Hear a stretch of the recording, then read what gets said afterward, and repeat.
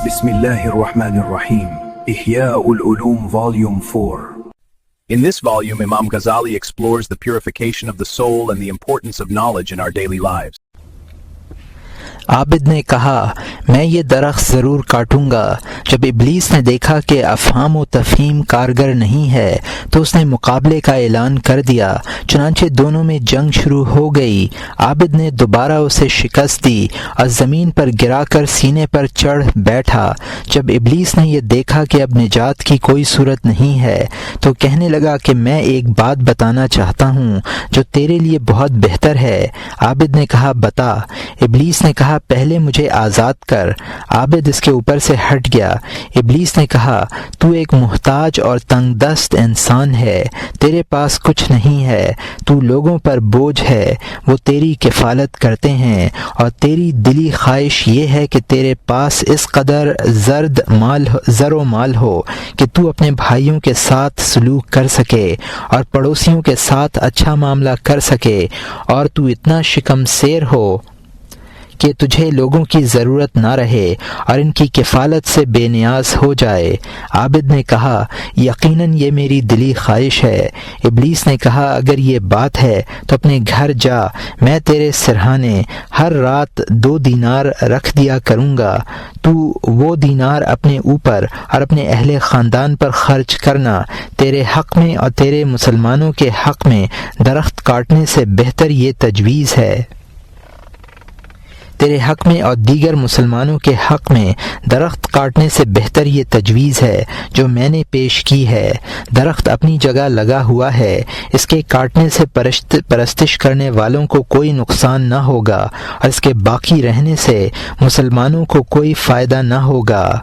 आबिद ने शैतान की इस तजवीज़ पर गौर किया और कहने लगा कि वाकई ये बूढ़ा सही कहता है। मैं नबी नहीं हूँ कि मेरे लिए इस दरख्त का काटना ज़रूरी हो और न अल्लाह ताला ने मुझे इसके काटने का हुक्म दिया है कि अगर नहीं काटूंगा तो गुनाहगार होऊंगा। बूढ़े ने जो तजवीज़ रखी है वो ज़्यादा नफ़ा बख्श है। चुनांचे उसने बूढ़े के साथ मुआहदा कर लिया और दरख्त ना काटने पर हलफ उठा लिया। इस काम से फारिग होने के बाद वो अपनी इबादतगाह में वापस आया। रात गुजारी। सुबह हुई तो उसने देखा कि हस्बे वादा 2 दीनार सिरहाने रखे हुए हैं। दूसरे दिन भी ऐसा ही हुआ। तीसरे दिन वहाँ कुछ ना मिला। बड़ा गुस्सा आया और इसी आलम में कंधे पर कुल्हाड़ी रख कर चला। रास्ते में इब्लीस ने इसी बूढ़े शख्स के रूप में मुलाकात की और पूछा, कहाँ का इरादा है? आबिद ने कहा, मैं दरख्त काटने जा रहा हूँ। इब्लीस ने कहा, बखुदा तू झूठा है, ना तू वहाँ तक पहुँच सकता है और ना काट सकता है। ये सुनकर आबिद ने चाहा कि पहले की तरह फिर बूढ़े को पकड़े और ज़मीन पर गिरा दे। इब्लीस ने कहा, अब इस गुमान में मत रहना। ये कहकर इब्लीस ने आबिद को पकड़ा और ज़मीन पर पटक कर इसके सीने पर चढ़ बैठा। आबिद इसकी दोनों टांगों के दरमियान एक चिड़िया की तरह फड़फड़ाने लगा। आबिद ने बड़ा ज़ोर मारा लेकिन आज़ाद ना हो सका। आजिज़ आकर बोला कि मुझे छोड़ दे और ये बतला कि पहले मैं तुझ पर कैसे गालिब आ गया था और इस मर्तबा तू कैसे मुझ पर गालिब हो गया है। इब्लीस ने कहा, पहली मर्तबा तो अल्लाह के लिए गज़बनाक होकर चला था और तेरी नीयत आखिरत थी, इसलिए अल्लाह ताला ने मुझे तेरा मुसख्खर कर दिया और इस मर्तबा तू अपने नफ्स और दुनिया के लिए गज़बनाक हुआ है, इसलिए मैं तुझ पर गालिब आ गया। ये वाक़या अल्लाह ताला की इस इरशाद की तस्दीक है, वला गवयन्नहुम अजमईन इल्ला इबादका मिनहुमुल मुखलसीन। पारा नंबर 14, रुकू नंबर 3, आयत नंबर 39 और 40। और इन सब को गुमराह करूँगा बजुज़ आपके इन बंदों के जो इनमें मुंतखब किए गए हैं। बंदा शैतान से इखलास के ज़रिए ही छुटकारा पाता है। इसीलिए हज़रत मारूफ करखी रहमतुल्लाह अलैह अपने आप को पीटते थे और कहते थे कि ए नफ्स, इखलास कर ताकि मुझे खुलासी यानी रहाई मिले। یعقوب مکفوف کہتے ہیں مخلص وہ ہے جو اپنی نیکیوں کو بھی اسی طرح چھپائے جس طرح اپنی برائیوں کو چھپاتا ہے۔ ابو سلیمان رحمۃ اللہ علیہ کہتے ہیں اس شخص کے لیے خوشخبری ہو جو اپنے ہر صحیح قدم سے اللہ کی رضا کا طالب ہو۔ حضرت عمر ابن الخطاب رضی اللہ عنہ نے حضرت ابو موسیٰ اشعری رضی اللہ عنہ کو لکھا کہ جس کی نیت خالص ہوتی ہے اللہ تعالیٰ اس کے لیے ان امور میں کافی ہو جاتا ہے جو اس میں اور لوگوں میں ہو۔ ایک بزرگ نے اپنے کسی بھائی کو لکھا کہ اپنے اعمال میں نیت خالص کرو، تھوڑا سا عمل بھی کافی ہو جائے گا۔ ایوب سختیانی رحمۃ اللہ علیہ فرماتے ہیں کہ عمل والوں کے لیے سب سے زیادہ دشوار عمل نیتوں کا خالص کرنا ہے۔ مطرف کہتے ہیں کہ جو شخص صاف ہوتا ہے اس کے لیے صفائی کی جاتی ہے، اور جو شخص خلط ملط کرتا ہے اس کے لیے خلط ملط کیا جاتا ہے۔ کسی شخص نے ایک بزرگ کو خواب میں دیکھا اور ان سے دریافت کیا آپ نے اپنے اعمال کو کیسا پایا؟ انہوں نے جواب دیا مجھے ہر اس عمل کا صلہ مل گیا جو میں نے اللہ کے لیے کیا تھا، یہاں تک کہ انار کے اس دانے کا بھی جو میں نے راہ گزر سے اٹھایا تھا، اور میں نے اپنی مردہ بلی کو بھی نیکیوں کے پلڑے میں دیکھا۔ میری ٹوپی میں ریشم کا ایک دھاگا تھا، وہ مجھے برائیوں کے پلڑے میں ملا۔ مجھے اپنے ایک گدھے کا جس کی قیمت 100 دینار تھی ثواب نہیں ملا۔ خواب دیکھنے والے نے عرض کیا کہ آپ نے بلی کو تو نیکیوں کے پلڑے میں دیکھا اور گدھے کو نہیں دیکھا۔ فرمایا مجھ سے فرمایا گیا تیرا گدھا وہاں ہے جہاں تو نے اسے بھیجا تھا۔ میں نے گدھے کے مرنے کی خبر سن کر کہا تھا خدا کی لعنت میں گیا، اس لیے مجھ سے کہا گیا کہ گدھے میں تیرا ثواب ضائع ہو گیا۔ اگر تو یہ کہتا اللہ کی راہ میں گیا تو تجھے تیرا ثواب ملتا۔ میں نے ایک مرتبہ لوگوں کے سامنے صدقہ دیا تھا، اس وقت لوگوں کا دیکھنا مجھے اچھا لگا تھا۔ اس صدقے کا نہ مجھے ثواب ملا اور نہ عذاب۔ حضرت سفیان ثوری رحمۃ اللہ علیہ نے یہ واقعہ سن کر فرمایا وہ خوش قسمت ہے کہ صدقے کی سزا نہیں ملی بلکہ یہ تو اس پر بڑا احسان ہوا۔ یحییٰ ابن معاذ رحمۃ اللہ علیہ کہتے ہیں کہ اخلاص عمل کو عیوب سے اس طرح صاف کر دیتا ہے جیسے دودھ گوبر اور خون سے صاف ہوتا ہے۔ ایک ایسے شخص کا واقعہ بیان کیا گیا ہے جسے عورتوں کا لباس پہننے اور ان کی حیت اختیار کرنے کا بہت شوق تھا۔ وہ ہر اس جگہ پہنچا کرتا تھا جہاں کسی خوشی یا غم کے لیے عورتوں کا اجتماع ہوتا۔ ایک مرتبہ وہ ایک ایسے ہی اجتماع میں شریک تھا، اچانک شور ہوا کہ ایک قیمتی موتی چوری ہو گیا۔ پھر یہ اعلان کیا گیا کہ تمام دروازے بند کر کے تلاشی لی جائے گی۔ چنانچہ لوگ آئے اور ایک شخص کی تلاشی لی جانے لگی، یہاں تک کہ وہ لوگ ایک ایسی خاتون تک پہنچ گئے جو بالکل اس کے قریب موجود تھی۔ یہ صورتحال دیکھ کر وہ شخص اپنا راز افشا ہونے کے خوف سے بڑا گھبرایا، اور اس نے صدق دل کے ساتھ یہ دعا کی کہ اگر مجھے اس رسوائی سے محفوظ رکھا گیا تو میں آئندہ کبھی ایسی حرکتیں نہیں کروں گا۔ چنانچہ موتی قریب میں بیٹھی ہوئی عورت کے پاس سے مل گیا۔ اس کے بعد دروازے کھول دیے گئے اور خواتین کو باہر جانے کی اجازت دے دی گئی۔ ایک بزرگ کہتے ہیں کہ میں عرفے کے دن عصر کی نماز کے بعد ابو عبید تستری کے ہمراہ ان کے کھیت میں کھڑا ہوا تھا۔ ابو عبید اس وقت اپنے کھیت میں ہل چلا رہے تھے۔ اچانک ایک ابدال وہاں آئے اور ان سے آہستہ سے کچھ کہنے لگے۔ ابو عبید نے جواب میں کہا نہیں۔ وہ یہ جواب سن کر بادل کی طرح اڑے اور ہوا میں تحلیل ہو گئے۔ میں نے ابو عبید سے پوچھا یہ بزرگ آپ سے کیا کہہ رہے تھے؟ ابو عبید نے کہا یہ کہہ رہے تھے میرے ساتھ حج کو چلو۔ میں نے انکار کر دیا۔ راوی کہتے ہیں میں نے پوچھا آپ نے حج کیوں نہ کر لیا؟ فرمایا میری نیت حج کی نہیں تھی بلکہ میں نے یہ نیت کی تھی کہ میں آج رات تک اس زمین میں ہل چلاؤں گا اور یہ کام مکمل کروں گا۔ مجھے یہ ڈر ہوا کہ اگر میں ان کے ساتھ حج کو چلا گیا تو کہیں اللہ تعالیٰ کے غضب کا نشانہ نہ بن جاؤں اور مجھ سے یہ سوال نہ کیا جائے کہ تو نے اللہ کے عمل میں غیر کا اختلاط کیوں کیا تھا۔ میں اس وقت جس کام میں مشغول ہوں اس میں میرے نزدیک 70 حج سے بھی زیادہ کا ثواب ہے، کیونکہ اس عمل میں میری نیت اللہ کے لیے خالص ہے۔ ایک بزرگ کہتے ہیں کہ مجھے بحری راستے سے جہاد میں شرکت کا موقع ملا۔ راستے میں ایک شخص نے اپنا توشہ دان فروخت کرنے کا ارادہ کیا۔ میں نے سوچا کہ یہ توشہ دان خرید لینا چاہیے، راستے میں بھی کام دے گا اور ضرورت پر فلاں شہر میں آسانی سے زیادہ قیمت پر فروخت بھی کیا جا سکے گا۔ چنانچہ میں نے اسے خرید لیا۔ اسی دن رات کو میں نے خواب میں دیکھا کہ دو شخص آسمان سے اترے۔ ان میں سے ایک نے اپنے ساتھی سے کہا کہ نمازیوں کے بارے میں لکھ لو، میں تمہیں بتلاتا ہوں۔ فلاں شخص تفریح کے لیے، فلاں شخص ریا کے لیے شریک ہوا، فلاں تجارت کی غرض سے جہاد میں شریک ہوا، فلاں شخص اللہ کی راہ میں ہے۔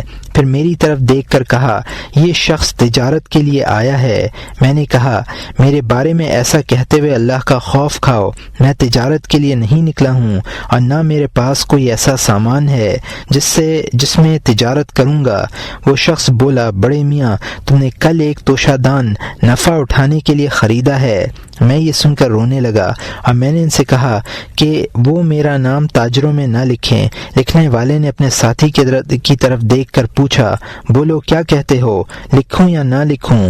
اس نے کہا اس شخص کے بارے میں یوں لکھو کہ یہ شخص غزوے کے لیے گھر سے چلا مگر اس نے راستے میں ایک توشہ دان خریدا ہے جس کے ذریعے وہ نفع کمانے کی امید رکھتا ہے۔ اللہ تعالی جو چاہے گا اس کے بارے میں فیصلہ کر دے گا۔ سری سختی رحمۃ اللہ علیہ فرماتے ہیں کہ تنہائی میں اخلاص کے ساتھ 2 رکعت نماز پڑھنا عالی اسناد کی حامل 70 یا 700 روایات نقل کرنے سے افضل ہے۔ ایک بزرگ کہتے ہیں ایک لمحے کے اخلاص میں ابد کی نجات ہے، لیکن اخلاص کا ملنا دشوار ہے۔ کہا جاتا ہے علم بیج ہے، عمل کھیتی ہے اور اخلاص اس کا پانی ہے۔ ایک بزرگ کہتے ہیں کہ جب اللہ تعالی کسی بندے کو مبغوض رکھتا ہے تو اسے 3 چیزیں عطا کرتا ہے اور 3 چیزوں سے روک دیتا ہے۔ اسے نیک لوگوں کی صحبت عطا کرتا ہے لیکن ان سے استفادے کی صلاحیت سے محروم کر دیتا ہے۔ اسے اعمال صالح سے نوازتا ہے لیکن ان میں اخلاص سے محروم کر دیتا ہے۔ اسے حکمت عطا کرتا ہے اور اس میں صدق سے روک دیتا ہے۔ سوسی رحمۃ اللہ علیہ کہتے ہیں کہ مخلوق کے اعمال سے اللہ تعالی کی مراد صرف اخلاص ہے۔ حضرت جنید رحمۃ اللہ علیہ فرماتے ہیں کہ اللہ تعالیٰ کے کچھ بندے ایسے ہیں کہ عاقل ہوتے ہیں اور جب عاقل ہوتے ہیں تو عمل کرتے ہیں اور جب عمل کرتے ہیں تو اخلاص اختیار کرتے ہیں اور اخلاص انہی نیکیوں کی تمام قسموں کی طرف بلاتا ہے۔ محمد ابن سعید المروزی رحمۃ اللہ علیہ کہتے ہیں کہ تمام معاملات کی 2 اصل ہیں، ایک اس کا فعل تیرے ساتھ اور دوسرا تیرا فعل اس کے لیے۔ جو فعل وہ تیرے ساتھ کرے تجھے اس پر راضی رہنا چاہیے اور جو فعل تو کرے تجھے اس میں مخلص رہنا چاہیے۔ اگر تو نے ایسا کیا تو ان دونوں اصلوں میں کامیاب رہے گا اور دارین کی سعادت حاصل کرے گا۔ اخلاص کی حقیقت ہر شے میں غیر کے اختلاط کا تصور کیا جا سکتا ہے۔ جب کوئی شے غیر کے اختلاط سے خالی اور صاف ہو تو اسے خالص کہتے ہیں اور جس فعل سے وہ صاف ہوتی ہے اسے اخلاص کہا جاتا ہے۔ اللہ تعالیٰ کا ارشاد ہے من بین فرث ودم لبنا خالصا سائغا للشاربین، پارہ نمبر 14 رکوع نمبر 15 آیت نمبر 66۔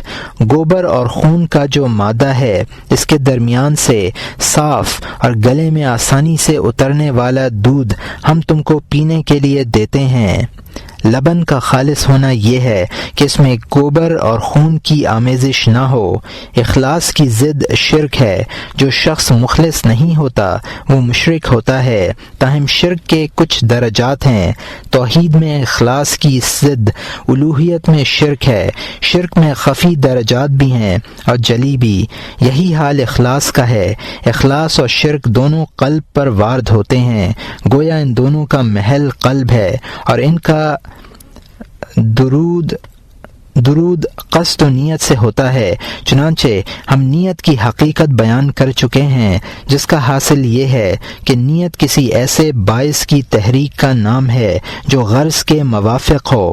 اگر باعث ایک ہو اور فعل اسی باعث کی وجہ سے صادر ہوا ہو تو اسے اخلاص کہتے ہیں، بشرط یہ کہ وہ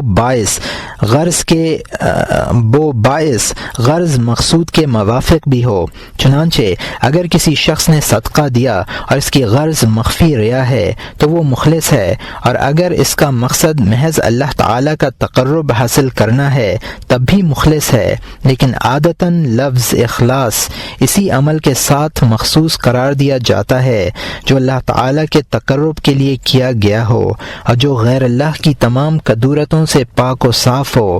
یہ ایسا ہی ہے جیسے الحاد میلان کو کہتے ہیں، لیکن عادتاً حق سے اعراض کو الحاد کہا جاتا ہے۔ جس شخص کے فعل کا باعث محض ریا ہو وہ معرض ہلاکت میں ہے۔ ہم یہاں ریا پر گفتگو کرنا نہیں چاہتے، اس کا تفصیلی بیان کتاب الریا میں گزر چکا ہے۔ ریا کی کم سے کم سزا وہ ہوگی جو حدیث شریف میں مذکور ہے، ان المرائی یدعى یوم القیامت باربع اسام یا مرائی یا مخادع یا مشرک یا کافر۔ یہ ابن ابی الدنیا کی حدیث ہے۔ قیامت کے دن ریاکار کو 4 ناموں سے پکارا جائے گا، اے ریاکار، اے دھوکہ دینے والے، اے مشرک، اے کافر۔ یہاں ہم اس باعث پر گفتگو کرنا چاہتے ہیں جو تقرب کی نیت سے برانگیختہ ہو، پھر اس باعث میں کوئی دوسرا باعث مخلوط ہو جائے، خواہ وہ دوسرا باعث ریا سے ہو یا غیر ریا سے۔ اس کی مثال ایسی ہے جیسے کوئی شخص روزے سے بھی تقرب کی نیت کرے اور اس کا مقصد پرہیز کرنا بھی ہو، یا غلام آزاد کرے اور ثواب کے علاوہ یہ نیت بھی ہو کہ اس کے مصارف اور غلط عادات سے بچا رہے، یا حج کرے تاکہ حج میں سفر کی حرکت سے اس کے مزاج میں اعتدال آ جائے، یا شر سے محفوظ رہے جو وطن میں اس کے درپے ہے، یا دشمن سے دور رہے، یا اپنے بیوی بچوں سے تنگ آ گیا ہو اور حج کے ذریعے ان سے دور رہنے کا خواہش مند ہو، یا کسی مشغولیت کے باعث تھک گیا ہو اور اب آرام کرنا چاہتا ہو، یا کوئی شخص اس لیے جہاد کرتا ہو کہ فن حرب میں مہارت حاصل کر سکے، یا لشکر کی تیاری اور جنگی سامان کی فراہمی کا طریقہ آ جائے اور دشمن پر حملہ کرنے کے فن سے واقف ہو جائے، یا کوئی شخص اپنے گھر کی حفاظت کے لیے بیدار رہنے کی غرض سے تہجد کی نماز پڑھے، یا کوئی شخص علم اس لیے حاصل کرے کہ اس طرح اس کا مال و متاع محفوظ رہے گا اور طمع پیشہ لوگوں کے دست و برد سے بچا رہے گا، یا اس لیے وعظ و تدریس کی محفل سجائے کہ خاموشی سے اکتا گیا ہو اور بولنے کی لذت حاصل کرنا چاہتا ہو، یا صوفیہ اور علماء کی کفالت اس لیے کرتا ہو کہ ان کے دل میں اس کی قدر و منزلت زیادہ ہو جائے اور لوگ بھی اسے احترام کی نظروں سے دیکھیں اور اس کے ساتھ نرمی کا معاملہ کریں کیونکہ وہ اللہ والوں کا کفیل ہے، یا قرآن کریم کی کتابت اس لیے کرے کہ مسلسل لکھنے سے خط اچھا ہو جاتا ہے، یا پیدل چل کر حج کرے تاکہ کرایہ کے بوجھ سے نجات پا سکے، یا وضو اس لیے کرے کہ ٹھنڈے پانی سے جسم کو راحت ملتی ہے اور میل کچیل دور ہوتا ہے، یا اس لیے غسل کرے کہ اس سے جسم کی بدبو دور ہوتی ہے، یا حدیث اس لیے بیان کرے کہ لوگ عالی سندوں میں اس کا نام لیں گے، یا مسجد میں اس لیے متقف ہو کہ گھر کے کرائے سے بچا رہے، یا روزہ اس لیے رکھے کہ کھانا پکانے کی مشقت سے بچنا چاہتا ہو، یا یہ سوچتا ہو کہ اگر میں کھانا کھاؤں گا تو اس سے کام میں حرج ہوگا، یا کسی سائل کا سوال اس لیے پورا کرے کہ اس کے مانگنے سے تنگ آ گیا ہو، یا مریض کی عیادت اس خیال سے کرے کہ وہ یا اس کے متعلقین اس کی عیادت کریں گے، یا کسی کے جنازے میں اس لیے شریک ہو کہ مرحوم کے اعزہ اس کے اہل خانہ ان کے جنازوں میں شرکت بات کریں گے، یا ان میں سے کوئی کام اس لیے کرے کہ لوگ ان اعمال کے حوالے سے اس کا ذکر کریں گے اور اس کی تعریف کریں گے، اور نیک کاموں میں اس کی شہرت ہوگی اور لوگ اسے احترام اور عزت دیں گے۔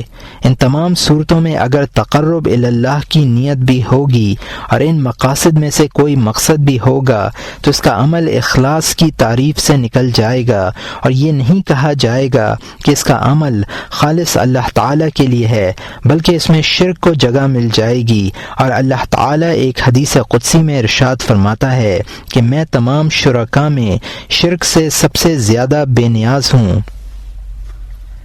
خلاصہ یہ ہے کہ دنیاوی حظوظ میں سے اگر کوئی حظ ایسا ہے کہ نفس اس کی طرف مائل ہو اور رغبت رکھتا ہو اور وہ کسی عمل میں جگہ پا جائے تو اس حظ کی وجہ سے اس عمل کا اخلاص متاثر ہوگا، کیونکہ انسان ہر وقت اپنے حظوظ نفس اور خواہشات میں مستغرق رہتا ہے، اس لیے ایسا کم ہوتا ہے کہ اس کا کوئی فعل یا عبادت ان حظوظ اور خواہشات سے خالی ہو اور اس کا عمل یا عبادت خالص قرار دی جا سکے۔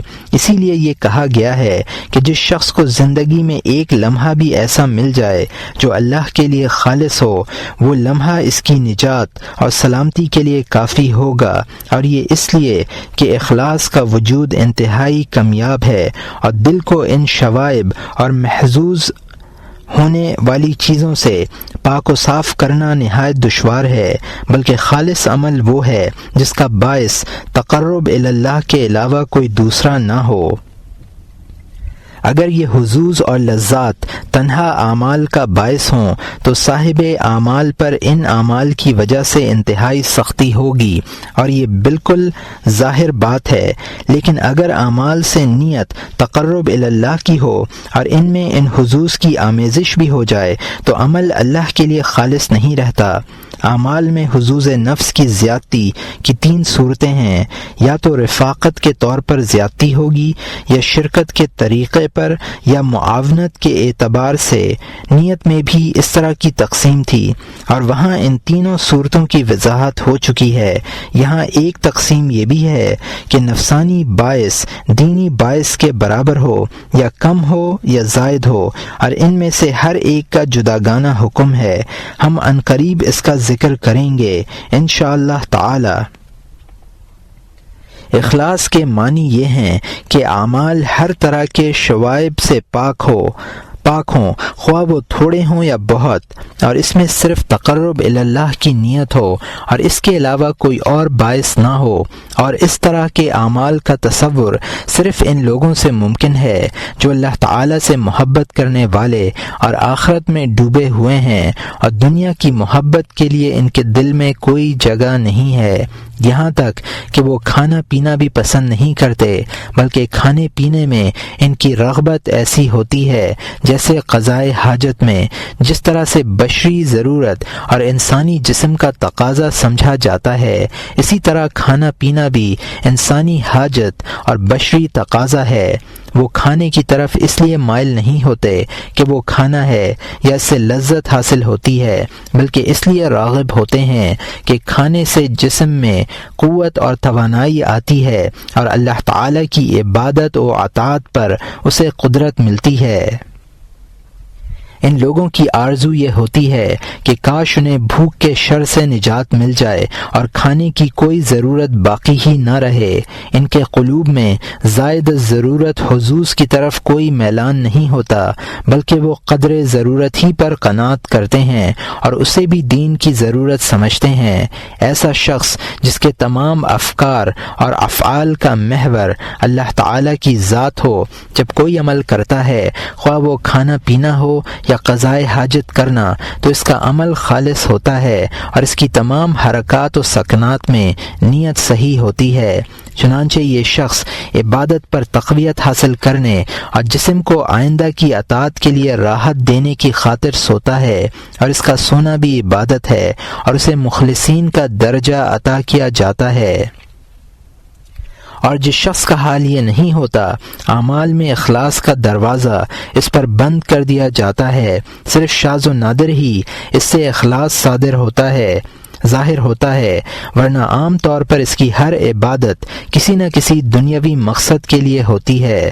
پھر جس شخص پر اللہ تعالی کی اور آخرت کی محبت غالب ہوتی ہے، اس کی تمام حرکات و سکنات بھی اسی کے غلبے کے اثر سے اخلاص بن جاتی ہے، اور اس کا ہر عمل خلوص کے ساتھ ظاہر ہوتا ہے۔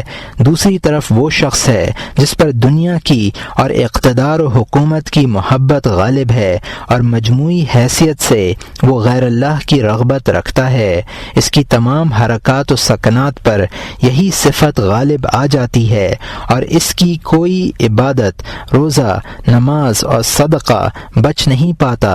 شاذ و نادر کا ضرور استثناء کیا جا سکتا ہے۔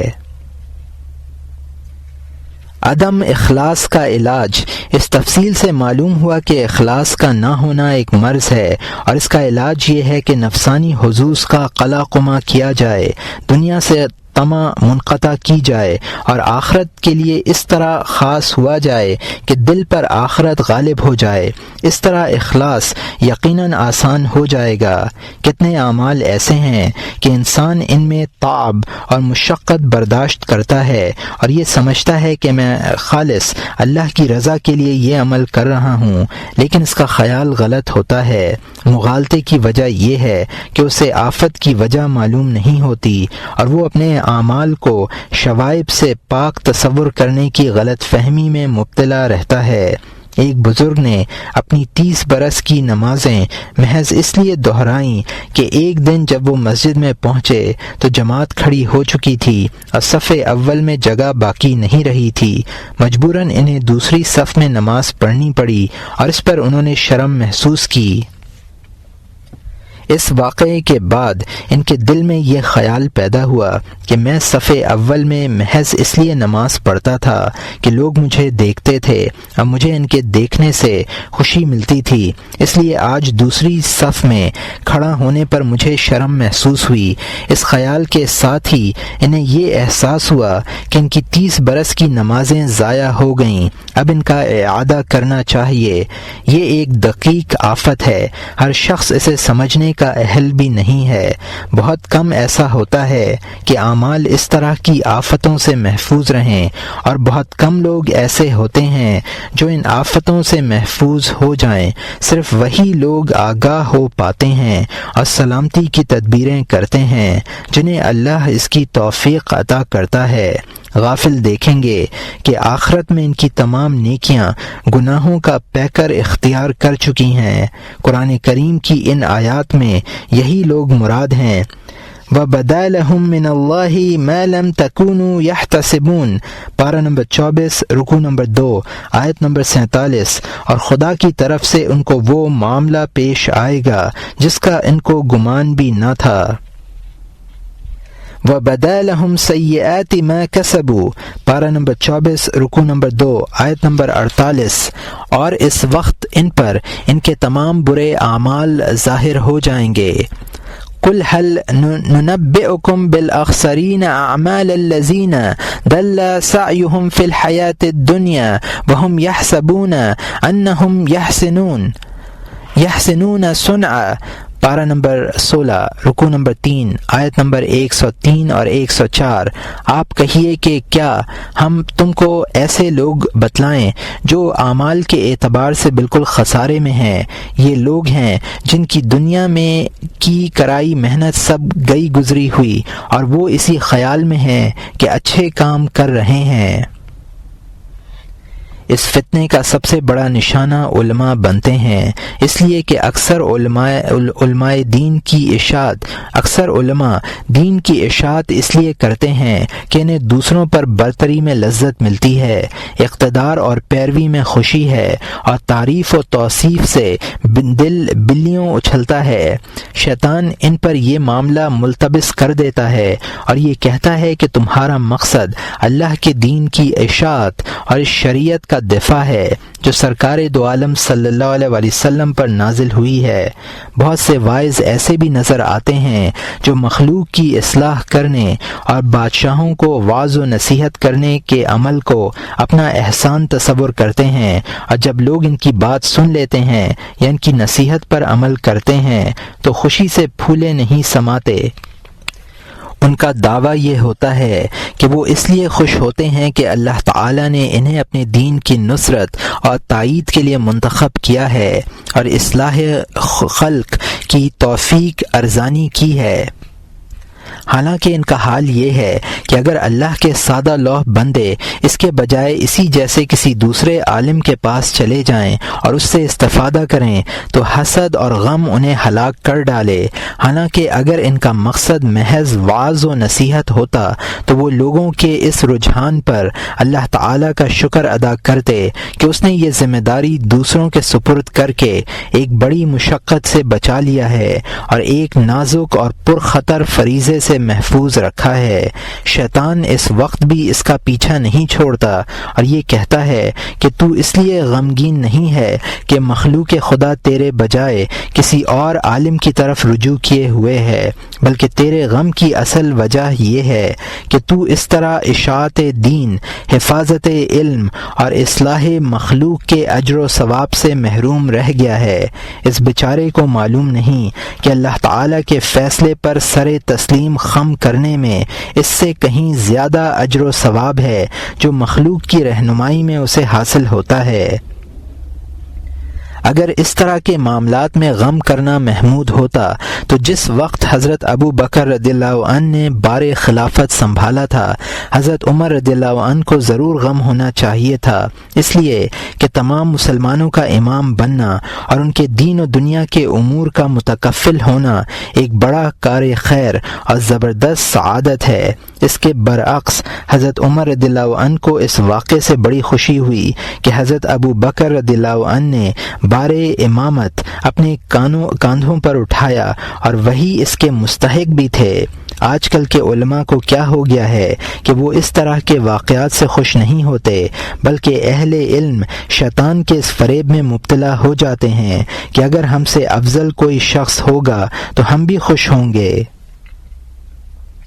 یہ محض دعویٰ ہے۔ جب عملی شکل میں اس دعوے کی آزمائش کی جاتی ہے تو یہ لوگ ناکام رہ جاتے ہیں اور ان کا عمل دعوے کے مطابق نہیں ہو پاتا۔ دراصل انسان بہت جلد اپنے وعدے اور دعوے فراموش کرنے والا ہے۔ صرف وہی لوگ اس آزمائش میں ثابت قدم رہتے ہیں جو شیطان اور نفس کے مکر سے واقف ہوتے ہیں اور نفس کا امتحان کرتے رہتے ہیں۔ بہرحال اخلاص کی حقیقت کا جاننا اور اس پر عمل کرنا ایک گہرا سمندر ہے۔ اس میں اکثر لوگ غرق ہو جاتے ہیں، شاذ و نادر ہی بچ پاتے ہیں، اور یہ وہ لوگ ہوتے ہیں جن کا اس آیت میں استثناء کیا گیا ہے۔ الا عبادک منہم المخلصین، پارہ نمبر 14، رکوع نمبر 3، آیت نمبر 3، بجز آپ کے ان بندوں کے جو ان میں منتخب کیے گئے ہیں۔ بندے کو چاہیے کہ وہ ان دقیق امور پر گہری نظر رکھے، ایسا نہ ہو کہ غفلت میں شیطان کا متبع بن جائے۔ اخلاص کے سلسلے میں مشائخ کے اقوال۔ سوسی رحمۃ اللہ علیہ فرماتے ہیں کہ اخلاص یہ ہے کہ اخلاص پر نظر نہ ہو، اس لیے کہ جو شخص اپنے اخلاص پر نظر رکھے گا اسے اخلاص کی صحت کے لیے دوسرے اخلاص کی ضرورت ہوگی۔ اس قول میں یہ اشارہ کیا گیا ہے کہ اپنے عمل پر نظر کرنا عجب ہے، اور عجب کا شمار آفات میں ہوا کرتا ہے، اور خالص عمل وہ ہے جو تمام آفتوں سے محفوظ ہو۔ جس اخلاص میں عجب ہوگا وہ آفت سے محفوظ نہیں ہوگا، اس لیے اسے اخلاص نہیں کہا جائے گا۔ حضرت سہل تستری فرماتے ہیں کہ اخلاص یہ ہے کہ بندہ کی ہر حرکت، ہر سکون اللہ تعالیٰ کے لیے ہو۔ یہ ایک جامع کلمہ ہے اور ہمارے مقصد کو پوری طرح حاوی ہے۔ اسی کے قریب ابراہیم ابن ادھم کا یہ قول ہے کہ اخلاص یہ ہے کہ اللہ تعالیٰ کے ساتھ صدق نیت ہو۔ حضرت سہل تستری رحمۃ اللہ علیہ سے کسی نے پوچھا کہ نفس پر سب سے زیادہ دشوار چیز کیا ہے؟ فرمایا اخلاص، اس لیے کہ نفس کو اس سے کوئی مناسبت نہیں ہوتی۔ رویم رحمۃ اللہ علیہ فرماتے ہیں کہ عمل میں اخلاص یہ ہے کہ مخلص دنیا و آخرت میں کسی عوض کی امید نہ رکھے۔ اس قول میں یہ بتلایا گیا ہے کہ تمام حظوظ نفس آفت ہیں، خواہ وہ دنیا سے تعلق رکھتے ہوں یا آخرت سے متعلق ہوں۔ چنانچہ جو شخص آخرت میں جنت کی نعمتوں کے حصول کے لیے عبادت کرتا ہے وہ آفت زدہ ہے۔ صحیح تر بات یہ ہے کہ عمل سے صرف اللہ تعالی کی رضا مقصود ہونی چاہیے۔ یہ صدیقین کا اخلاص ہے، اسے اخلاص مطلق کہتے ہیں۔ جو شخص جنت کی امید اور دوزخ کے خوف سے عمل کرتا ہے اسے دنیاوی لذات کے اعتبار سے مخلص کہہ سکتے ہیں، ورنہ حقیقت میں وہ شکم اور شرمگاہ کے حظوظ کا طالب ہے۔ اہل حق کے نزدیک صرف رضائے حق مطلوب ہوتی ہے، انہیں دنیا یا آخرت کی کسی لذت سے کوئی سروکار نہیں ہوتا۔ رہا یہ قول کہ ہر انسان کسی نہ کسی حس کے لیے متحرک ہوتا ہے، حظوظ سے خالی ہونا اللہ تعالیٰ کی صفت ہے۔ اگر کوئی انسان یہ دعویٰ کرتا ہے کہ وہ حظوظ سے خالی ہے تو اس کا یہ دعویٰ غلط ہے، بلکہ وہ شخص کفر سے قریب تر ہے، جیسا کہ قاضی ابو بکر باقلہ رحمۃ اللہ علیہ نے اس شخص پر حکم لگایا ہے جو حظوظ نفس سے برات کا اظہار کرے۔ وہ یہ کہتے ہیں کہ حظوظ سے دور ہونا اللہ تعالیٰ کی صفت ہے۔ انسان کو اس طرح کے دعوے زیب نہیں دیتے۔ بظاہر یہ قول صحیح معلوم ہوتا ہے، لیکن اصل میں جو لوگ یہ کہتے ہیں کہ انسان کو دنیا و آخرت کے حظوظ سے خالی ہونا چاہیے، ان کی مراد وہ حظوظ ہیں جنہیں لوگ حظ کہتے ہیں، یعنی جنت کی نعمتیں، اور ان لوگوں کی مراد معرفت، مناجات اور دیدار الہی کی لذت ہے۔ لوگ اسے حظ نہیں سمجھتے، حالانکہ یہ اتنا بڑا حظ ہے کہ اگر اس کے عوض میں جنت کی تمام لذتیں عطا کی جائیں تو وہ انہیں حقیر سمجھ کر ٹھکرا دیں۔ گویا محبین خدا اس ابدی حظ کے لیے عبادت کرتے ہیں، جنت کی تمامیں اور اس کی لذتوں کے حصول کے لیے نہیں کرتے۔ ان کا حظ صرف معبود برحق ہے، اس کے علاوہ وہ کسی نعمت کو حظ نہیں سمجھتے۔ ابو عثمان رحمۃ اللہ علیہ کہتے ہیں کہ اخلاص یہ ہے کہ مخلوق سے نظر ہٹا کر ہمیشہ کے لیے خالق کو اپنی نگاہ کا مرکز بنا لے۔ اس قول میں ریا کی آفت سے بچنے کی طرف اشارہ ہے۔ ایک بزرگ کہتے ہیں کہ عمل میں اخلاص اس طرح ہونا چاہیے کہ شیطان بھی اس پر مطلع نہ ہو سکے، ورنہ وہ اخلاص میں فساد پھیلانے کی کوشش کرے گا۔ حد یہ ہے کہ فرشتے کو بھی خبر نہ ہونی چاہیے تاکہ وہ لکھ نہ سکے۔ اس قول میں عمل کو پوشیدہ کرنے پر تنبیہ ہے۔ ایک بزرگ کہتے ہیں کہ اخلاص وہ ہے کہ خلائق سے مخفی اور علائق سے پاک ہو۔ یہ مقاصد اخلاص کو جامع قول ہے۔ محاسبی رحمۃ اللہ علیہ کہتے ہیں کہ اخلاص یہ ہے کہ اپنے اور رب کے درمیان سے مخلوق کی مداخلت کی راہ مسدود کر دے۔ اس میں ریا کی طرف اشارہ کیا گیا ہے۔ خواص رحمۃ اللہ علیہ کہتے ہیں کہ جو شخص اقتدار کا نشہ کر لیتا ہے وہ عبودیت کے اخلاص سے آزاد ہو جاتا ہے۔ حضرت عیسیٰ علیہ السلام سے ان کے بعض حواریین نے دریافت کیا کہ عمل خالص کیا ہے؟ انہوں نے جواب دیا کہ عمل خالص وہ ہے جو صرف اللہ کے لیے کیا جائے اور اس پر مخلوق کی ستائش یا صلے کی تمنا نہ ہو۔ اس میں بھی ترک ریا کی تاکید کی گئی ہے۔ ریا کو بطور خاص اس لیے بیان فرمایا کہ جن امور سے اخلاص باطل ہوتا ہے ان میں یہ امر زیادہ مؤثر اور قوی ہے۔ حضرت جنید رحمۃ اللہ علیہ فرماتے ہیں کہ اخلاص عمل کو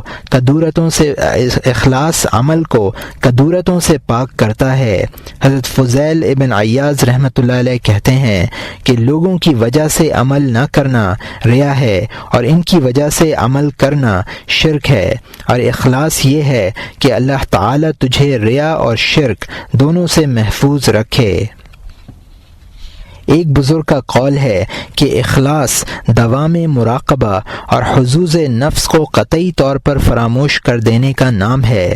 اخلاص کے سلسلے میں بزرگوں کے بے شمار اقوال ہیں، لیکن ان اقوال کے بعد اب مزید اقوال کی ضرورت نہیں رہتی، کیونکہ اخلاص کی حقیقت واضح ہو چکی ہے۔ بلکہ اخلاص کے سلسلے میں تو ہمیں ان تمام اقوال سے قطع نظر کرتے ہوئے سرکار دو عالم صلی اللہ علیہ وسلم کے اس ارشاد کو حرز جاں بنا لینا چاہیے۔ کسی شخص نے آپ سے اخلاص کے بارے میں دریافت کیا، آپ صلی اللہ علیہ وسلم نے فرمایا ان تقول ربی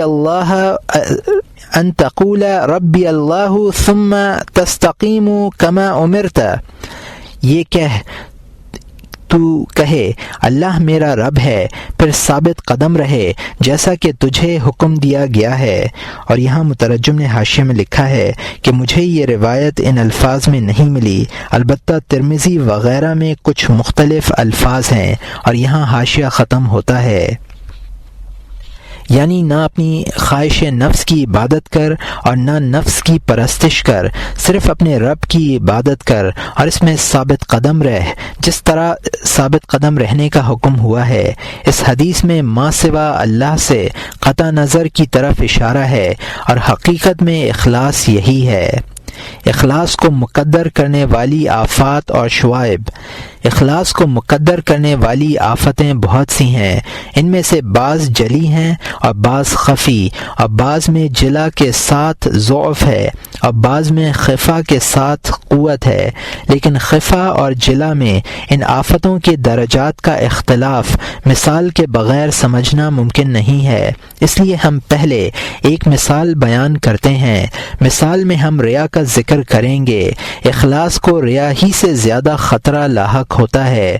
مثلا ایک نمازی نماز پڑھنے میں مشغول ہے اور پورے اخلاص کے ساتھ نماز پڑھ رہا ہے، اتنے میں چند لوگ یا ایک شخص اس جگہ آیا جہاں وہ نماز ادا کر رہا تھا۔ شیطان نے موقع غنیمت سمجھا اور بلا تاخیر اس کے پاس پہنچ گیا اور اس سے کہنے لگا کہ اچھی طرح نماز پڑھ تاکہ دیکھنے والوں پر اچھا اثر ہو اور وہ تجھے نیک صالح سمجھ کر تیرا احترام کریں، تجھے نظر حقارت سے نہ دیکھیں اور نہ تیری غیبت کریں۔ یہ سن کر وہ شخص اپنے اعضاء میں خشوع پیدا کر لیتا ہے اور مزید پرسکون ہو کر نماز میں مشغول رہتا ہے اور نماز میں زیادہ سے زیادہ حسن پیدا کرتا ہے۔ یہ ریا ظاہر ہے اور مبتدی مریدوں پر بھی مخفی نہیں رہتا۔ یہ ریا کا پہلا درجہ ہے۔ دوسرا درجہ یہ ہے کہ مرید نے اس آفت کا ادراک کر لیا ہو اور اس سے محفوظ رہنے کی تدبیر بھی کر لی ہو۔ چنانچہ یہ مرید اس آفت میں شیطان کی اطاعت نہیں کرتا اور نہ اس کی طرف التفات کرتا ہے، بلکہ اپنی نماز میں اسی طرح مشغول رہتا ہے جس طرح لوگوں کی آمد سے پہلے مشغول تھا۔ ایسے شخص کے پاس شیطان خیر کا لبادہ پہن کر آتا ہے اور اس سے کہتا ہے کہ لوگ تیری اتباع کرتے ہیں، تیری تقلید کرتے ہیں، تیری ہر حرکت پر نظر رکھتے ہیں، تو جو کچھ کرتا ہے وہ ان کے افعال پر اثر انداز ہوتا ہے، وہ تیرے ہر عمل کو قابل تقلید نمونہ تصور کرتے ہیں۔ اگر تو نے اچھی طرح عمل کیا تو تجھے ان کے اعمال کا ثواب بھی ملے گا، اور اگر تو نے عمل میں کوتاہی کی تو ان کے اعمال کا وبال بھی تیری گردن پر رہے گا۔ اس لیے لوگوں کے سامنے اچھی طرح عمل کر، ہو سکتا ہے یہ لوگ خشوع و خضوع اور تحسین اعمال میں تیری تقلید کریں۔ یہ درجہ پہلے کے مقابلے میں زیادہ غامض ہے۔ بعض اوقات جو لوگ شیطان کی تدبیر سے فریب نہیں کھاتے وہ اس دوسری تدبیر کے فریب میں آ جاتے ہیں۔ یہ بھی ریا ہے اور اخلاص کو باطل کرنے والا ہے، اس لیے کہ اگر خشوع و خضوع اور تحسین عبادت میں اس کے نزدیک کوئی خیر ہے اور وہ نہیں چاہتا کہ لوگ اس خیر سے محروم رہیں تو تنہائی میں ایسا کیوں نہیں کرتا؟ اور یہ بات تسلیم نہیں کی جا سکتی کہ اس کے نزدیک اپنے نفس کے مقابلے میں دوسرے کا نفس زیادہ عزیز ہو اور وہ اپنی بہتری کے بجائے دوسرے شخص کی بہتری کا زیادہ خواہاں ہو۔ یہ محض شیطانی تلبیس ہے، وہ اسے تقلید کا فریب دے کر ریا میں مبتلا کر رہا ہے۔ مقتدی بننے کا اہل وہ ہے جو اپنے نفس میں مستقیم ہو، جس کا قلب منور ہو اور اس نور کی شعاعیں دوسروں تک بھی پہنچتی ہوں اور انہیں بھی روشن کرتی ہوں۔ اس صورت میں اسے یقیناً دوسروں کی تقلید اور اتباع کا ثواب ہوگا، لیکن یہ صورت محض فریب اور تلبیس کی ہے۔ تاہم اس اتباع سے متبع کو ضرور ثواب ملے گا اور متبوع سے اس تلبیس پر باس پرس کی جائے گی اور اسے اس حرکت کی سزا دی جائے گی کہ وہ جس وصف سے متصف نہیں تھا اس کا اظہار کیوں کیا۔ تیسرا درجہ اس دوسرے درجے سے بھی زیادہ غامض اور مغلق ہے، اور وہ یہ ہے کہ بندہ اس سلسلے میں اپنے نفس کو آزمائے اور شیطان کے مکر سے آگاہ رہے اور یہ جانے کہ خلوت و جلوت میں حالات کا اختلاف محض ریا ہے، اور یہ کہ اس کی نمازیں خلوت میں ایسی ہی ہونی چاہیے جیسی لوگوں کے سامنے ہوتی ہیں، اور عادت سے ہٹ کر محض لوگوں کے لیے خشوع کرنے میں اپنے نفس اور رب سے شرم محسوس کرے، تنہائی میں اپنے نفس پر متوجہ ہو اور وہاں بھی اپنی نماز کے افعال میں وہی خوبی اور حسن پیدا کرنے کی کوشش کرے جو خوبی اور حسن مجمع عام کی نمازوں میں پیدا کرتا ہے۔ یہ بھی ریائے خفی کی ایک صورت ہے، اگرچہ بظاہر اس کا احساس نہیں ہوتا، اس لیے کہ خلوت میں وہ نماز اس لیے اچھی طرح ادا کرتا ہے تاکہ لوگوں کے سامنے بھی اچھی طرح پڑھ سکے۔ گویا خلوت اور جلوت دونوں حالتوں میں اس کی نظر مخلوق پر رہی ہے۔ اخلاص اس وقت ہوتا جب اس کی نظر میں بہائم اور مخلوق کی حیثیت یکساں ہو جاتی، یعنی جس طرح وہ بہائم کے لیے تحسین عبادت نہیں کرتا اسی طرح لوگوں کے لیے بھی نہ کرتا، اور یہاں یہ صورت ہے کہ یہ شخص لوگوں کے سامنے خشوع و خضوع کے ساتھ نماز نہ پڑھنے کو برا سمجھتا ہے، لیکن یہ سوچ کر شرماتا ہے کہ کہیں لوگوں کے سامنے ایسا کرنے سے اس کا فعل ریا نہ بن جائے۔ پھر وہ اپنے دل میں یہ فیصلہ کرتا ہے کہ اگر میں تنہائی میں بھی اسی طرح نماز پڑھوں گا تو ریا سے دور رہوں گا، حالانکہ اس کا یہ خیال قطعاً غلط ہے۔ ریا سے دور رہنے کی صرف ایک صورت ہے، اور وہ یہ ہے کہ مخلوق کی طرف اس کا التفات ایسا ہی ہو جیسے جمادات کی طرف ہوتا ہے، خواہ وہ تنہائی میں ہو یا مجمع میں، ورنہ یہ شخص دونوں حالتوں میں مخلوق کے ساتھ مشغول تصور کیا جائے گا۔ یہ شیطان کا انتہائی مخفی مکر ہے، بہت کم اس پر اطلاع ہو پاتی ہے۔ چوتھا درجہ ان تمام درجات سے زیادہ خفی ہے، اور وہ یہ ہے کہ جب کوئی شخص مجمع عام میں نماز پڑھ رہا ہو تو شیطان اسے خشوع کرنے کی ترغیب نہ دے، کیونکہ وہ یہ بات جانتا ہے کہ یہ شخص اس فریب میں آنے والا نہیں ہے۔ مجبور ہو کر شیطان اس سے یہ کہتا ہے کہ اللہ کی عظمت و جلالت اور اس ذات گرامی کے تقدس میں غور و فکر کر جس کے سامنے تو دست بستہ کھڑا ہوا ہے، اور اس بات سے ڈر کہ اللہ تعالیٰ تیرے دل پر نظر ڈالے اور وہ اس سے غافل ہو۔ یہ سن کر وہ فوراً دل سے حاضر ہو جاتا ہے، جوارح پر خشوع و خضوع طاری کر لیتا ہے اور سمجھتا ہے کہ میرا یہ عمل عین اخلاص ہے، حالانکہ یہ عین مکر و فریب ہے، اس لیے کہ اگر اس پر اللہ تعالیٰ کی جلالت و عظمت میں غور کرنے کے وقت خشوع و خضوع طاری ہوتا تو اس میں مجمع عام کی تخصیص کیوں ہوتی؟ تنہائی میں اس کا قلب اسی طرح حاضر ہوتا اور اللہ تعالیٰ کی جلالت شان میں اسی طرح تفکر کرتا۔ اس فریب سے بچنے کی صورت یہ ہے کہ تنہائی میں بھی اس کا دل اللہ تعالیٰ کے ذکر و فکر میں اسی طرح مشغول ہو جس طرح مجمع عام میں رہتا ہے۔ ایسا نہ ہو کہ لوگوں کے آنے پر اس کے دل کا حال تنہائی کے حال سے مختلف ہو جائے، جیسے بہائم کی موجودگی میں یا ان کی آمد پر کسی شخص کے حال میں تغیر واقع نہیں ہوتا۔ گویا اس وقت تک آدمی کو مخلص نہیں کہا جا سکتا جب تک اس کا دل لوگوں کو دیکھنے اور بہائم کے دیکھنے میں فرق محسوس کرتا ہے۔ ایسا شخص صفائے اخلاص سے دور ہے اور اس کا باطن ریا کے شرک خفی سے آلودہ ہے۔ یہ شرک انسان کہ دل میں رات کی تاریکی میں سخت پتھر پر سیاہ چونٹی کے چلنے سے بھی زیادہ مخفی ہے، جیسا کہ ایک حدیث میں اس کی یہی مثال دی گئی ہے۔ شیطان سے صرف وہی شخص محفوظ رہ سکتا ہے جس کی نظر دقیق ہو اور جو اللہ تعالیٰ کی حفاظت، عنایت، توفیق اور ہدایت سے سرفراز ہو، ورنہ شیطان ان لوگوں کے پیچھے پڑا رہتا ہے جو اللہ تعالیٰ کی عبادت کے لیے کمر ہمت کستے ہیں، ان سے ایک لمحے کے لیے بھی غافل نہیں ہوتا اور اس وقت تک اپنی جد و جہد میں مصروف رہتا ہے جب تک کہ انہیں ریا پر مجبور نہیں کر دیتا۔ پھر وہ بڑے اعمال ہی میں ایسا نہیں کرتا بلکہ بندگان خدا کی ہر حرکت پر نظر رکھتا ہے، یہاں تک کہ آنکھوں میں سرما ڈالنے، مونچھوں کے بال کٹوانے، جمعہ کے دن کپڑے تبدیل کرنے اور خوشبو لگانے میں بھی اپنے فریب سے باز نہیں آتا۔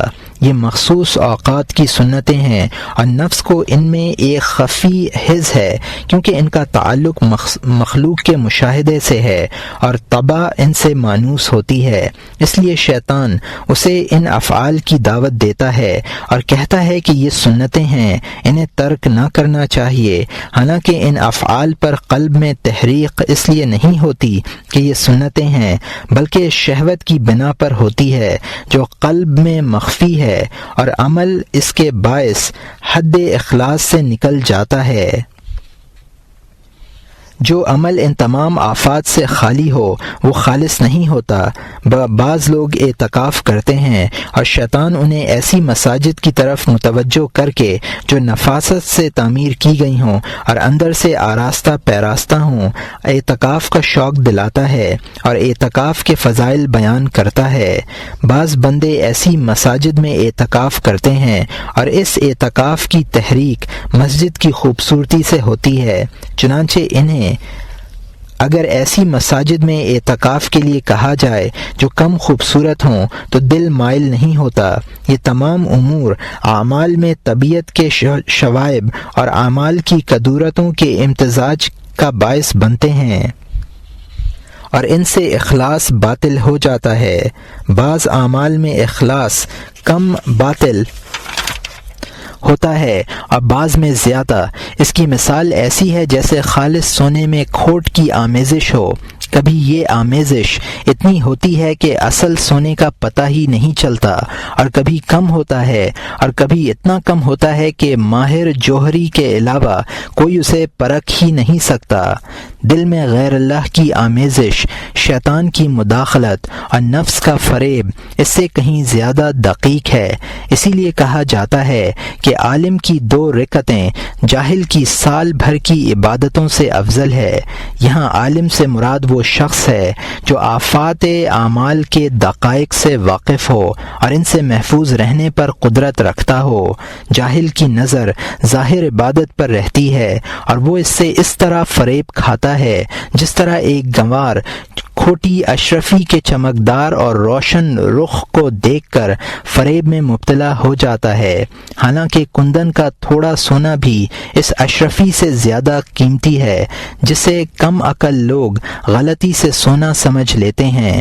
یہی حال عبادات کا ہے، بلکہ عبادات کا معاملہ کچھ زیادہ ہی سخت ہے۔ اعمال میں جس قدر آفتیں پیدا ہوتی ہیں اس مختصر گفتگو میں ان کا احاطہ نہیں کیا جا سکتا اور نہ ان کا احاطہ کرنا ممکن ہے۔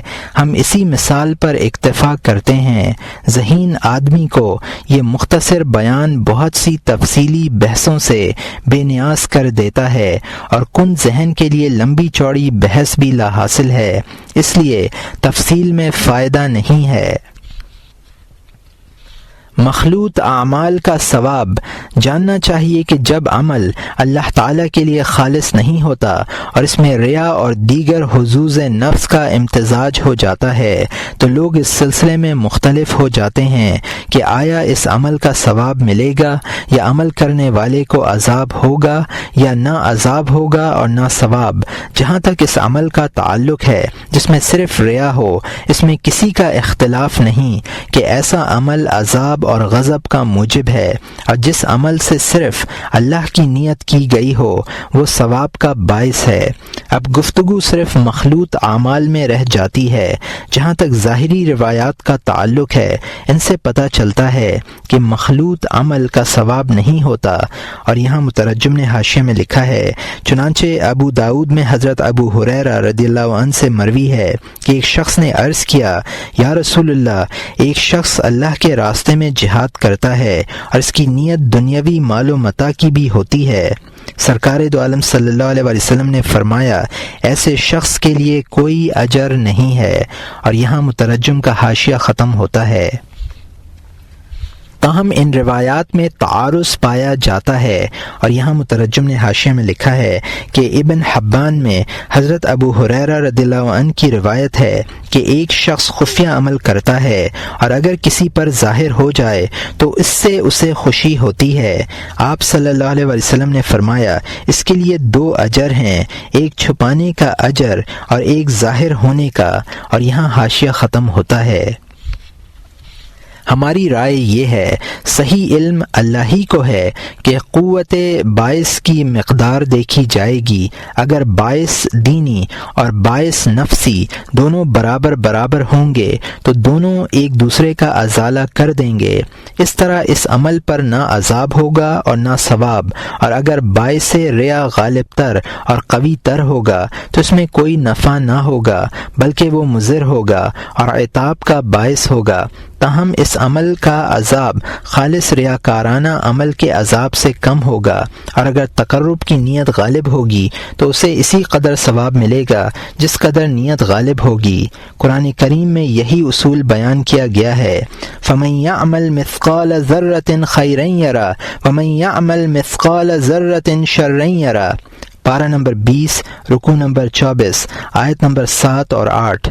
سو جو شخص ذرہ برابر نیکی کرے گا وہ وہاں اس کو دیکھ لے گا، اور جو شخص ذرہ برابر بدی کرے گا وہ اس کو دیکھ لے گا۔ ان اللہ لا یظلم مثقال ذرۃ وان تک حسنۃ یضاعفها۔ پارہ نمبر 5، رکوع نمبر 3، آیت نمبر 40۔ بلا شبہ اللہ تعالی ایک ذرہ برابر بھی ظلم نہ کریں گے، اور اگر ایک نیکی ہوگی تو اس کو کئی گنا کر دیں گے۔ اس سے معلوم ہوا کہ خیر کی نیت خواہ وہ کسی مقدار میں ہو ضائع نہیں ہوتی۔ اگر قصد ریا سے زیادہ ہے تو جو مقدار ریا کے برابر ہے وہ ضائع ہو جائے گی اور زیادتی باقی رہے گی، اور اگر کم ہے تو جس قدر قصد ریا سے عذاب ہوتا ہے اس میں اسی قدر تخفیف ہو جائے گی۔ اس امر کی تحقیق یہ ہے کہ اعمال کا قلوب میں یہ اثر ہوتا ہے کہ جس وصف کے باعث وہ اعمال صادر ہوتے ہیں، ان اعمال سے اس وصف میں استحکام پیدا ہوتا ہے۔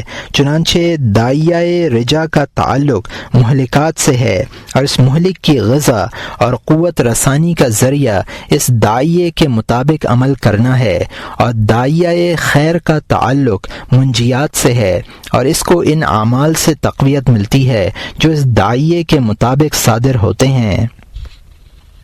اب اگر قلب میں یہ دونوں متضاد صفتیں جمع ہو جائیں تو ایک مقتضی پر کیے جانے والے عمل سے صفت ریا کو قوت ملے گی، اور تقرب کے مقتضی پر عمل کرنے سے صفت خیر کو تقویت حاصل ہوگی۔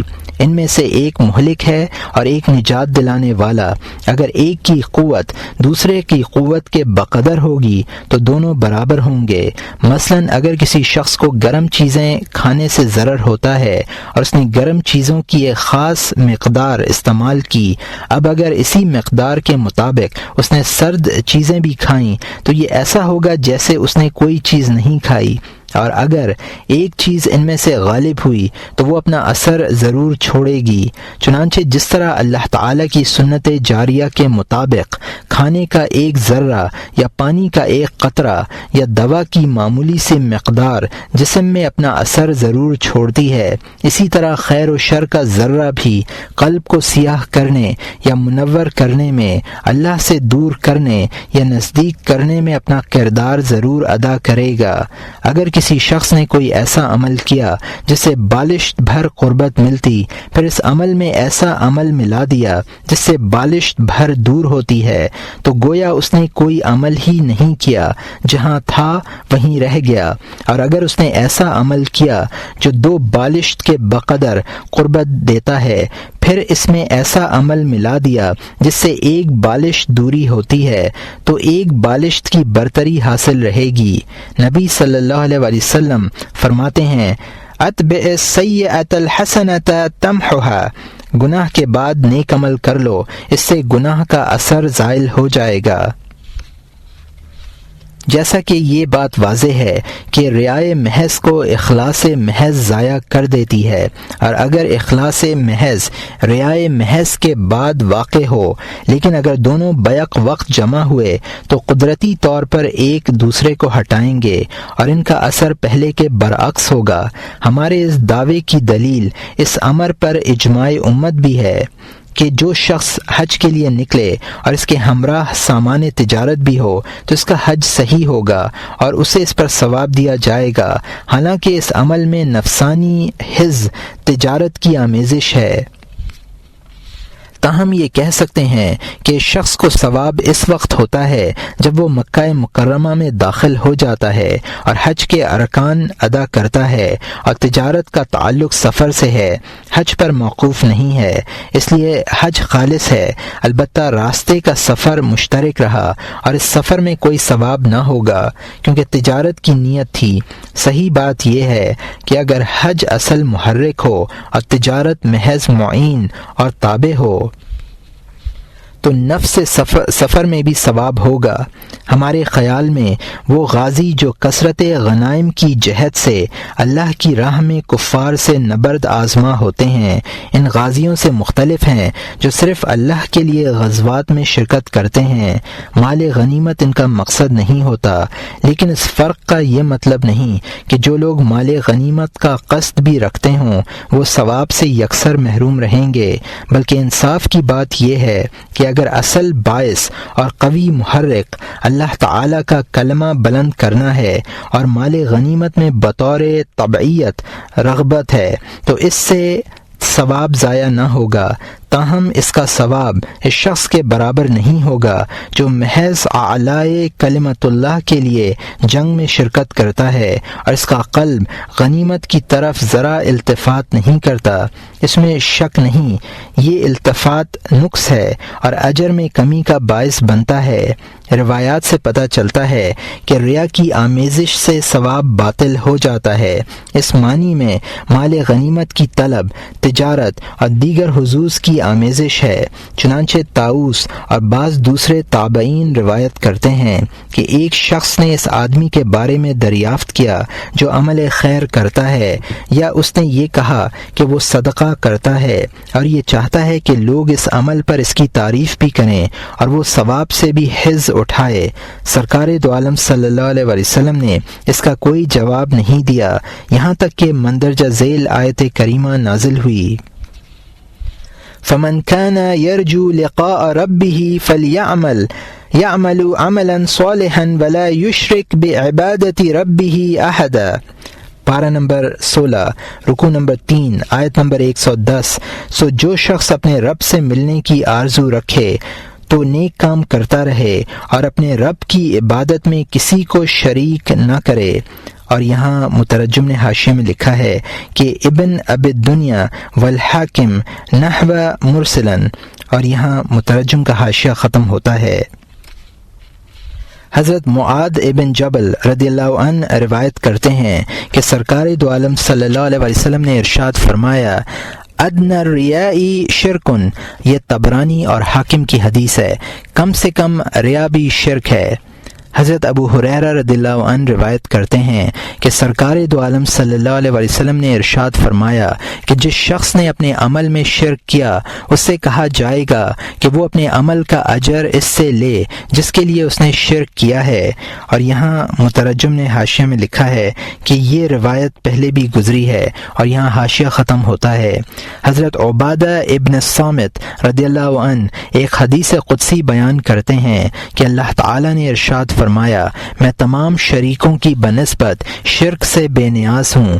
جو شخص میرے لیے عمل کرتا ہے اور اس میں دوسرے کو میرے ساتھ شریک کر لیتا ہے تو میں اپنا حصہ بھی شریک کے لیے چھوڑ دیتا ہوں. اور یہاں مترجم نے حاشیے میں لکھا ہے کہ یہ روایت پہلے بھی گزری ہے، اور یہاں حاشیہ ختم ہوتا ہے. حضرت ابو موسیٰ رضی اللہ عنہ روایت کرتے ہیں کہ ایک اعرابی نے سرکار دو عالم صلی اللہ علیہ وسلم کی خدمت میں حاضر ہو کر عرض کیا، یا رسول اللہ، ایک شخص غیرت سے جہاد کرتا ہے، ایک شخص اظہار شجاعت کے لیے لڑتا ہے، اور ایک شخص اللہ کی راہ میں اپنا مرتبہ دریافت کرنے کے لیے جنگ کرتا ہے، ان میں سے کون سا شخص راہ خدا میں افضل ہے؟ سرکار دو عالم صلی اللہ علیہ وسلم نے ارشاد فرمایا، وہ شخص جو اللہ کا کلمہ بلند کرنے کے لیے لڑا اللہ کی راہ میں.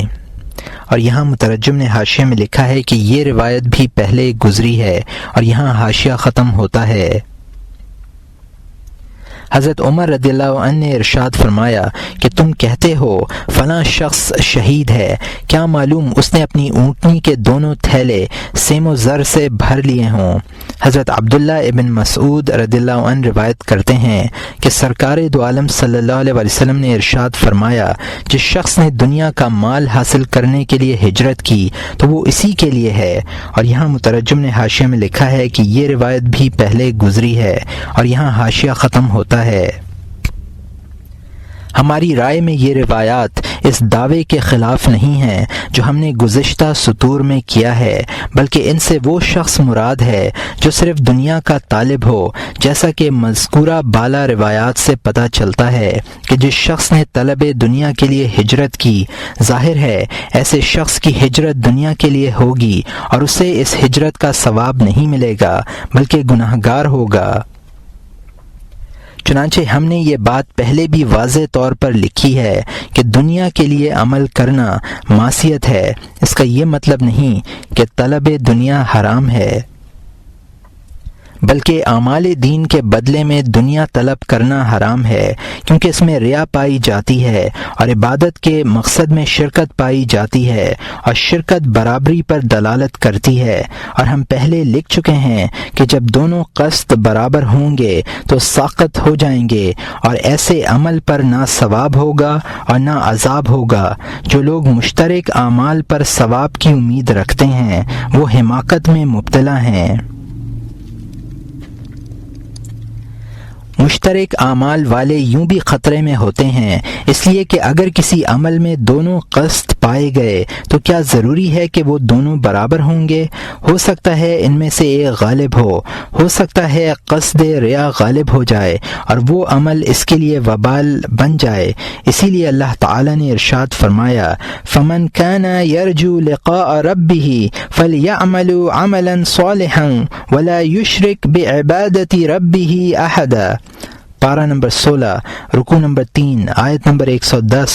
سو جو شخص اپنے رب سے ملنے کی آرزو رکھے تو نیک کام کرتا رہے اور اپنے رب کی عبادت میں کسی کو شریک نہ کرے. اس کا حاصل یہ ہے کہ اگر عمل میں نیتوں کا اشتراک ہو تو ثواب کی توقع نہ رکھنی چاہیے. شرکت کا بہترین حال یہ ہے کہ عمل ساقط ہو جائے. یہاں یہ کہا جا سکتا ہے کہ جہاد میں شہادت کا مرتبہ اخلاص کے بغیر حاصل نہیں ہوتا، اور اس کے ساتھ ساتھ یہ کہنا صحیح نہ ہوگا کہ جس شخص نے جہاد میں محض دینی داعیے کی تحریک پر شرکت کی اور وہ دل سے جہاد پر آمادہ ہے اور مفلس اور مالدار دونوں طرح کے دشمنوں سے لڑنے کے لیے تیار ہے، لیکن مالداروں سے لڑنے میں وہ اس لیے زیادہ دلچسپی رکھتا ہے کہ اصل مقاصد اعلاء کلمت اللہ کے ساتھ ساتھ مال غنیمت بھی حاصل ہو جائے تو اسے جہاد کا ثواب نہیں ملے گا. خدا نخواستہ معاملہ ایسا ہو، اس سے تو دین میں بڑی تنگی واقع ہوگی اور مسلمان مایوسی کا شکار ہو جائیں گے، اس لیے کہ اس طرح کے تابع مقاصد اور شوائب سے بہت کم انسان خالی ہوتے ہیں. ان مقاصد سے ثواب میں کمی ہو سکتی ہے، لیکن یہ کہنا صحیح نہ ہوگا کہ صورت میں ثواب بالکل ہی ضائع ہو جاتا ہے. البتہ دو قصد رکھنے والا شخص زبردست خطرے سے دوچار رہتا ہے، اس لیے کہ کبھی وہ شخص یہ گمان کرتا ہے کہ تقرب الی اللہ کا قصد قوی باعث ہے، جبکہ اس کے باطن پر نفسانی حظوظ کا باعث غالب ہوتا ہے، اور یہ ایک انتہائی مخفی امر ہے۔ گویا اجر اخلاص سے حاصل ہے، اور اپنے اخلاص کا یقین بندے کو بہت کم ہوتا ہے، اگرچہ وہ احتیاط میں انتہائی مبالغہ کیوں نہ کرے۔ اس لیے بندے کو چاہیے کہ وہ اپنی پوری کوشش کے باوجود رد و قبول میں متردد رہے، اور اپنی عبادت کے سلسلے میں ایسی آفات سے خائف رہے جو اس کے لیے اجر و ثواب کے بجائے باعث وبال بن جائیں۔ اہل بصیرت خائفین کا یہی حال تھا، اور ہر صاحب بصیرت کو ایسا ہی ہونا چاہیے۔ حضرت سفیان ثوری رحمۃ اللہ علیہ فرماتے ہیں کہ جو اعمال میں نے کیے ہیں میں انہیں قابل اعتنا نہیں سمجھتا۔ عبدالعزیز ابن ابی رواد رحمۃ اللہ علیہ کہتے ہیں کہ میں 30 برس تک خانہ کعبہ کے جوار میں رہا ہوں، اور میں نے 30 حج کیے ہیں، لیکن جب بھی میں نے کوئی عمل خیر کیا اور اس میں اپنے نفس کا احتساب کیا تو مجھے شیطان کا حصہ زیادہ ملا۔ اگر میرے تمام اعمال نہ باعث عذاب ہوں اور نہ موجب ثواب تو یہ میرے لیے بہت غنیمت ہے۔ اگرچہ ریا جیسی آفتیں بندے کے اعمال ضائع کر دیتی ہیں، لیکن اس کا یہ مطلب نہیں کہ ریا کے خوف سے عمل ترک کر دیا جائے۔ عمل ترک کرنا شیطان کی عین تمنا ہے، اور وہ یہی چاہتا ہے کہ انسان اللہ تعالیٰ کے لیے کوئی عمل نہ کر لے۔ اصل مقصد یہ ہونا چاہیے کہ اخلاص ضائع نہ ہو۔ اگر عمل ترک کر دیا تو عمل اور اخلاص دونوں ضائع ہوں گے۔ بیان کیا گیا ہے کہ ایک فقیر ابو سعید حزاز کی خدمت کیا کرتا تھا اور ان کے کاموں میں اعانت کرتا تھا۔ ایک دن ابو سعید نے اخلاص پر کلام کیا۔ مقصد یہ تھا کہ بندے کو اپنی ہر حرکت میں اخلاص رکھنا چاہیے۔ چنانچہ اس خادم فقیر نے ہر عمل اور ہر حرکت کے وقت اخلاص کی خاطر اپنے قلب کی سخت نگرانی شروع کر دی۔ اس کا نتیجہ یہ نکلا کہ وہ اپنے ضروری امور انجام دینے سے بھی قاصر ہو گیا۔ شیخ کو بھی تکلیف پہنچی۔ انہوں نے خادم سے صورتحال دریافت فرمائی۔ خادم نے بتلایا کہ میں اپنے نفس سے ہر عمل میں اخلاص کا مطالبہ کرتا ہوں اور نفس کو اس سے عاجز پاتا ہوں، اس لیے وہ عمل ترک کر دیتا ہوں۔ ابو سعید نے فرمایا ایسا مت کرو، اخلاص عمل کو منقطع نہیں کرتا، عمل پر مواظبت کرو اور اخلاص کے حصول کے لیے کوشش کرتے رہو۔ میں نے تم سے یہ نہیں کہا کہ عمل ترک کر دو، بلکہ میں نے یہ کہا ہے کہ عمل کو خالص کرو۔ فضیل ابن عیاض رحمۃ اللہ علیہ کہتے ہیں کہ مخلوق کی وجہ سے عمل ترک کرنا ریا ہے، اور مخلوق کے لیے عمل کرنا شرک ہے۔